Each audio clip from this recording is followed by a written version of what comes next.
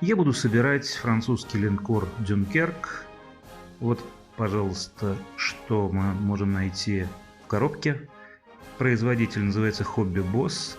Это достаточно детализированная модель. Что мне нравится в этой модели, это ее сплошной корпус. Нет необходимости его собирать. Вот сейчас я просто примериваю палубы. Здесь несколько деталей этих палуб.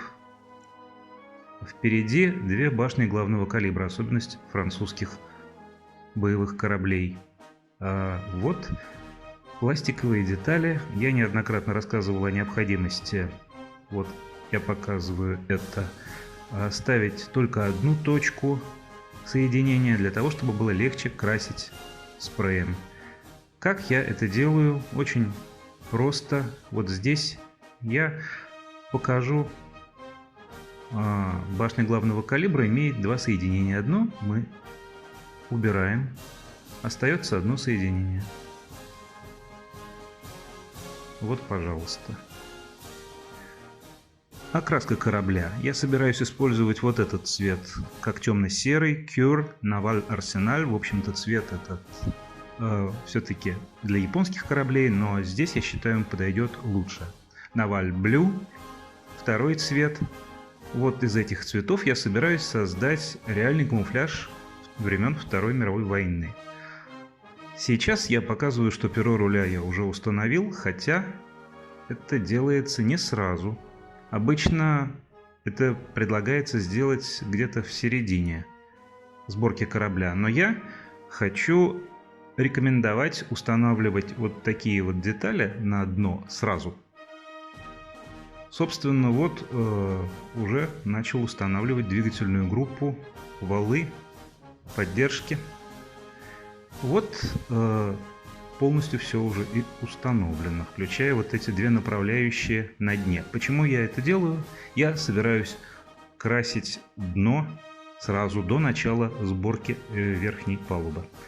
А это были винты, их мы будем красить в классический золотистый цвет. Вот. Таким образом, нам предлагается покрасить корабль, но мне не понравилась эта идея. Я хочу повторить оригинальную камуфляжную расцветку корабля.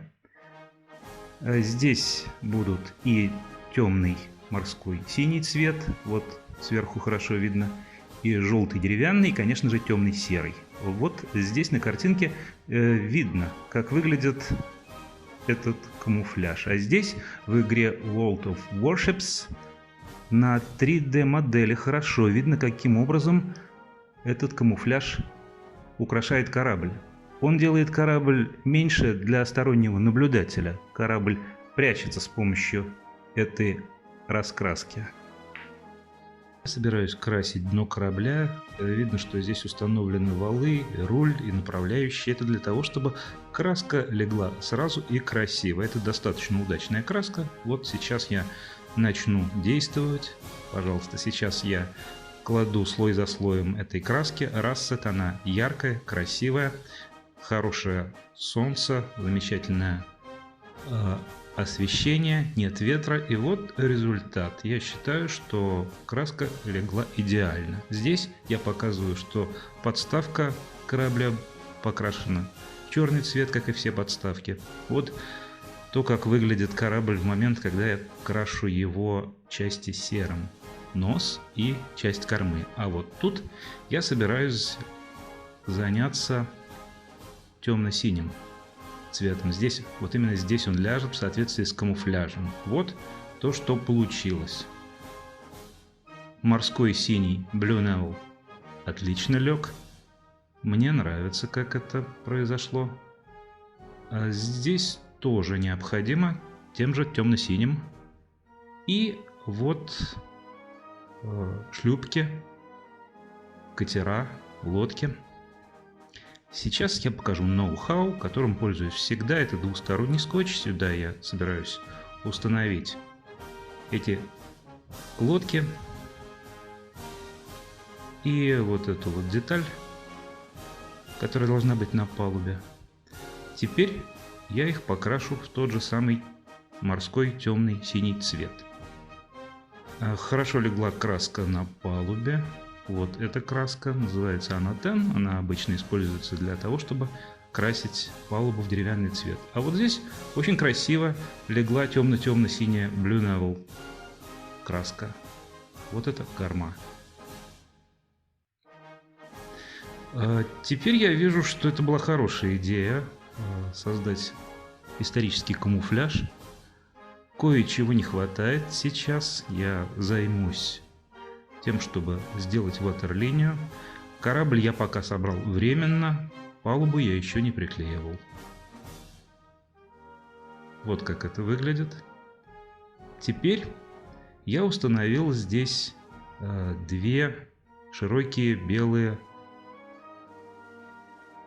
ленты.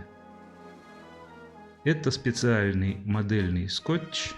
Специальная лента, которая легко может быть снята и не повредит краску. Вот я показываю корпус корабля с другой стороны. Здесь будет проведена черная линия. Вот то, что получилось. Ватерлиния. И здесь есть определенные проблемы в покраске. Я их показываю для того, чтобы все понимали. И если мы пользуемся модельным скотчем, это не значит, что у нас всегда отличный результат. Нужно всегда докрашивать кисточкой. Вот тут показано, что лодки уже покрашены внизу.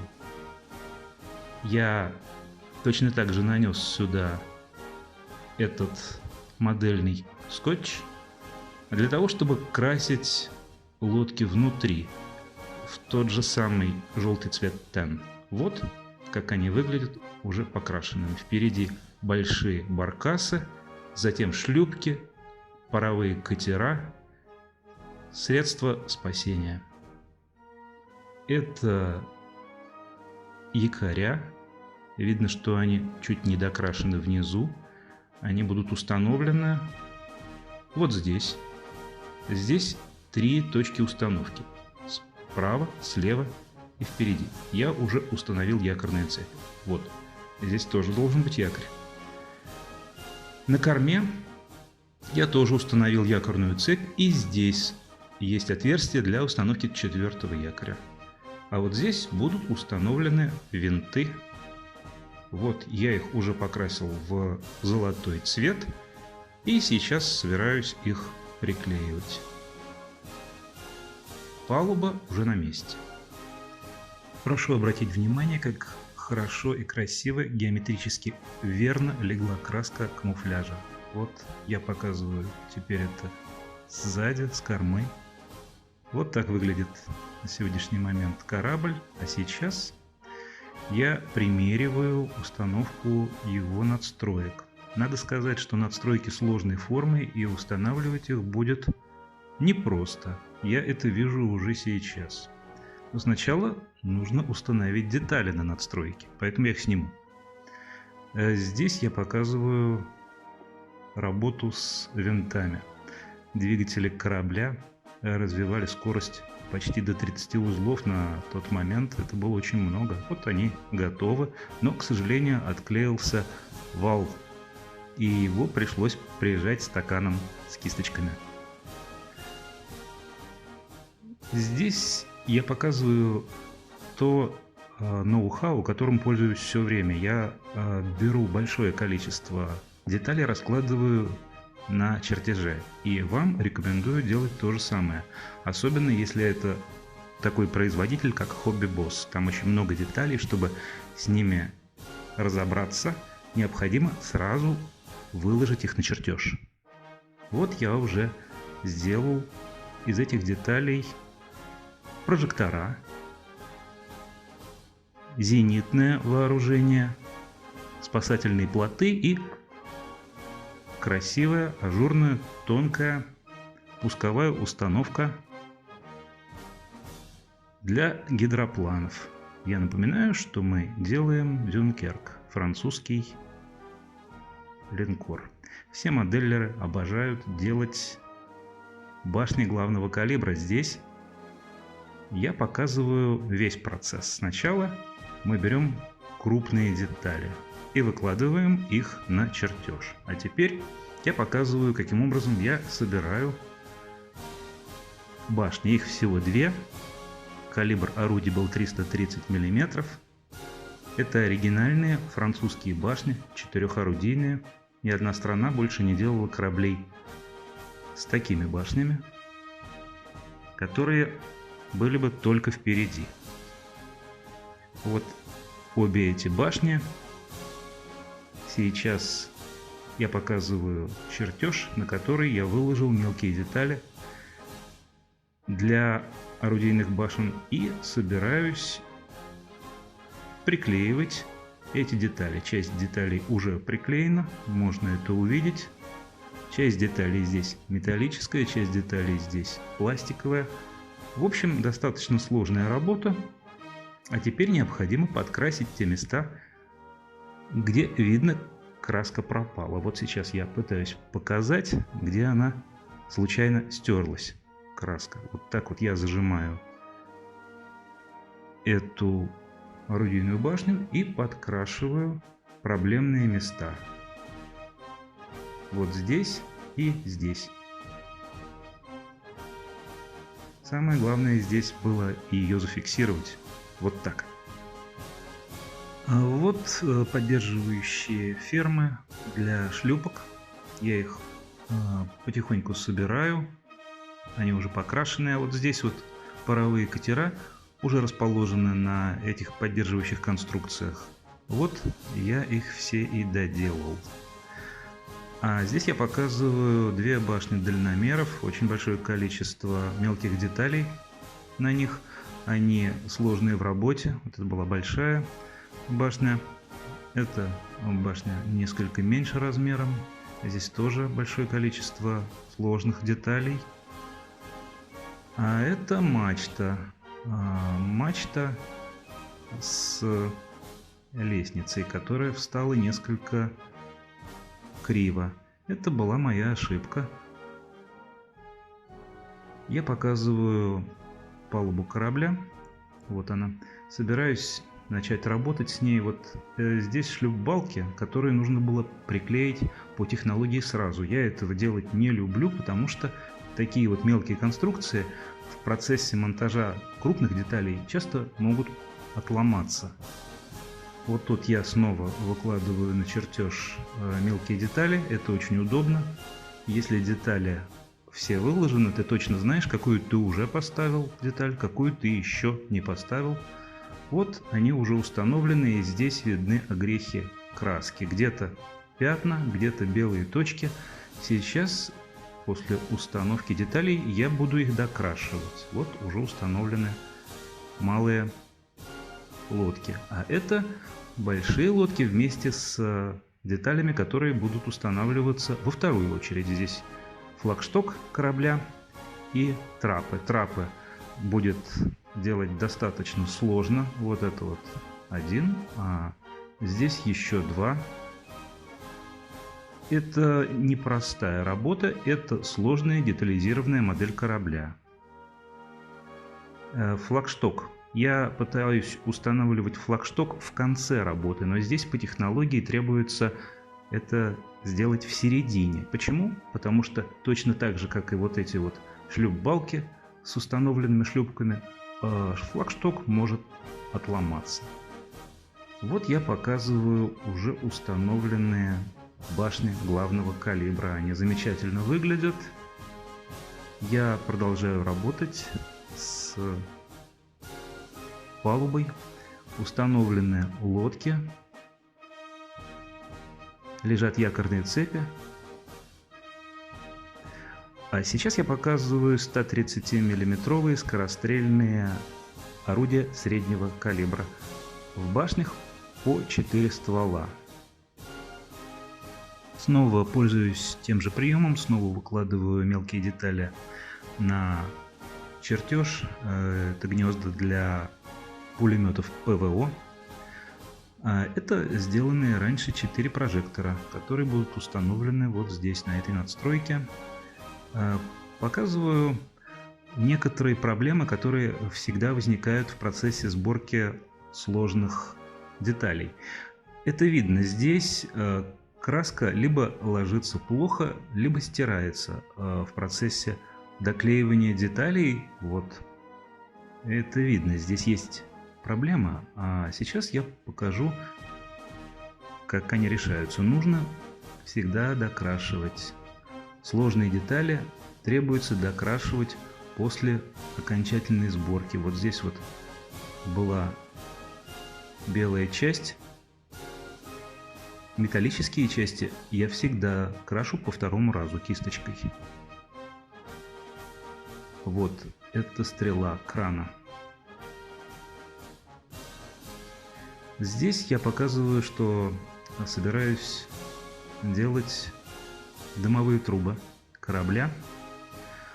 И на них необходимо нанести соответствующие полосы того же темно-синего цвета. Но вот беда. Оказалось, что у меня кончилась эта краска вот в таких баночках, и поэтому делаем просто.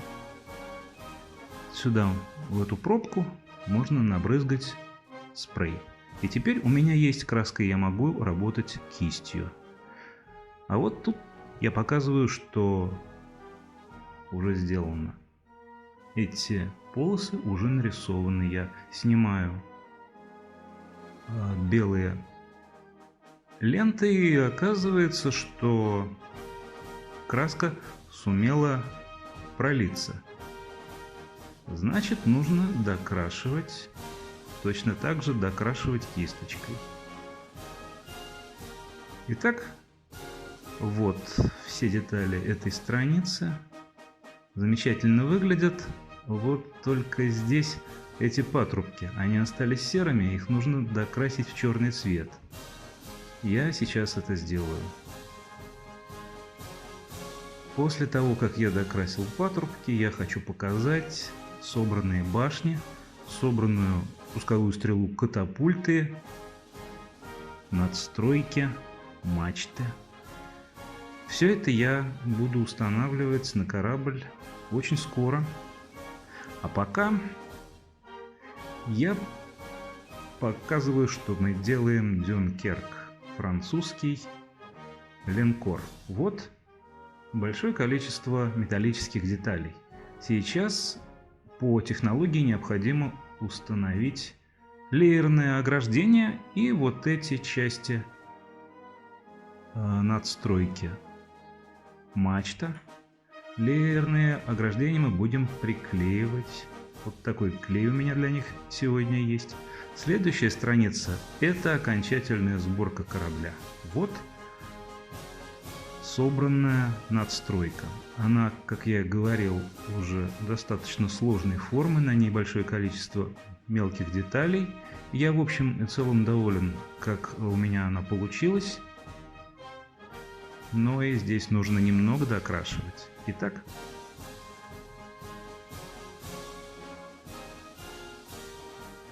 вот страница. И это почти окончание нашей работы с кораблем. Сейчас я хочу собрать гидроплан. Вот их тут целых два. Хотя установить, исходя из чертежа, можно только один. Вот здесь. Или не устанавливать, но мне хочется установить здесь этот самолет.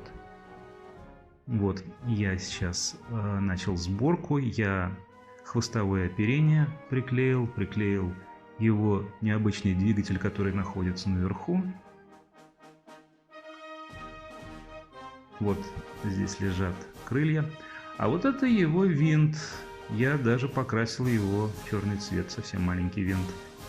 Удалось насадить на булавку крылья. Сейчас мы закончим работу с ним. Вот что интересно. Обычно у производителей модели самолетов из другого пластика. Пластик прозрачный. Я спрашивал, почему. Считается, что потому что из этого пластика получаются более тонкие и ажурные детали. Ну что ж, я с этим согласен.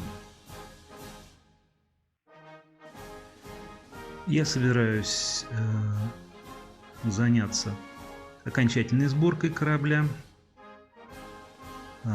Все части я уже подготовил, а это краска для самолета. Вот сейчас главное действие, установка сложных и тонких надстроек и некоторого количества башен, а также вот стрела катапульты и подъемный кран для самолета. Сам самолет уже покрашен, выглядит красиво. И сейчас сначала я кладу клей, достаточно много клея. Я беспокоюсь о том, что эти надстройки достаточно сложны в сборке, и поэтому они могут вставать с трудом на свои места. Я беру главную переднюю надстройку. Да, действительно, она встает с проблемами, наличествуют щели, нужно точечно устанавливать ее, даже применяя определенные усилия, но это может быть проблемой, ведь применяя усилия к таким тонким деталям, можно их сломать. Я стараюсь этого не сделать. А вот вторая надстройка, я беспокоился, что она будет сложной, а она встала сразу. Отлично, я доволен. Теперь башни. Как я говорил, скорострельные орудия 130 мм, 3 башни по 4 ствола и 2 башни по 2 ствола будут сейчас установлены. А вот несколько слов об одной проблеме. Замечательный производитель Hobby Boss почему-то плохо следит за отверстиями. Отверстия часто не совпадают с деталями, и я об этом знал. Вот здесь на видео видно, что я с трудом могу установить эти башни в соответствующие отверстия, и это при том, что я их даже увеличил. Но, тем не менее, я это делаю это с успехом, заканчиваю с средним калибром. Вот нужно еще немного добавить усилий, прижать. Теперь устанавливается пусковая стрела катапульты, а на нее вот таким вот образом гидроплан-разведчик. Использую суперклей. Суперклей Gorilla — это универсальный клей. Конечно, бывают клеи лучше, но у меня просто сейчас не было другого. Сейчас я наконец установлю самолет. Вот таким вот образом. Да. Отлично. Прекрасно.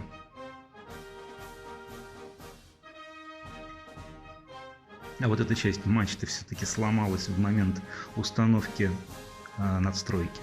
Сегодня окончена сборка корабля Дюнкерк. Вот флаг Французской Республики, самолет и название корабля, ажурный подъемный кран.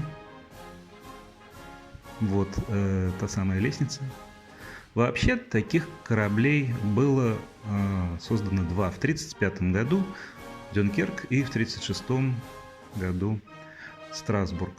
Замечательные для своего времени корабли, очень быстрые, до 30 узлов выдавали, а вот их орудия, которые стреляли на расстояние до 42 километров.